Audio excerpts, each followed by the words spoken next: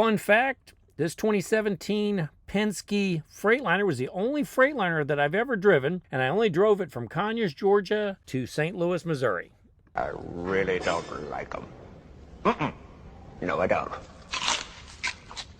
When I gave them my notice, Ardor Express decided they did not want me to work out the notice. And I understand that 100%. As a person who was in business for many, many years, there were numerous times that somebody gave a notice that I didn't have them work it out. A lot of that reason is because do you really want somebody out there that you got to try to coordinate those runs and get them back and everything so that they can get there on the day that's going to be their last day? And do you want somebody who's not happy with the company still driving for you? Most people don't. Since I already had an orientation set up for later in the month, I called them and said, hey, if I can get there, can I move it up? They said, absolutely. There were no one-way rental cars available out of St. Louis, so I rented a U-Haul truck, used that to get to Springfield, where I rented a car. And look, I found Prime Inc.'s terminal. No, wait, sorry, just joking. Here's the real one.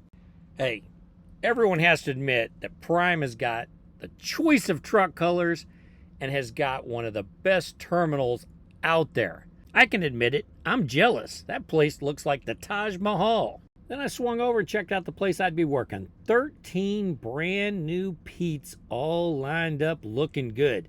These are the Peterbilt 579 Ultraloft. Man, did they look good. When you go to an orientation, you're gonna have a drive test. It's common, everybody has it. Well, the drive test for this place was an hour. Actually, a little over an hour. But there were no gotchas.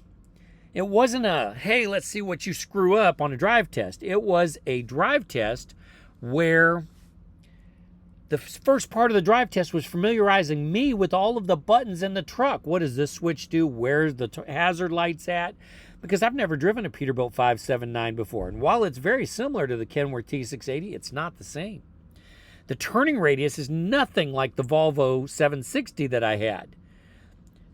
The driver features aren't the same as the International LT that I drove. There were no gotchas on this road test. Went out on the road test. We actually just went for a drive and a talk while we were driving and showed me the area and told me things to watch out for in this truck that are different than other trucks.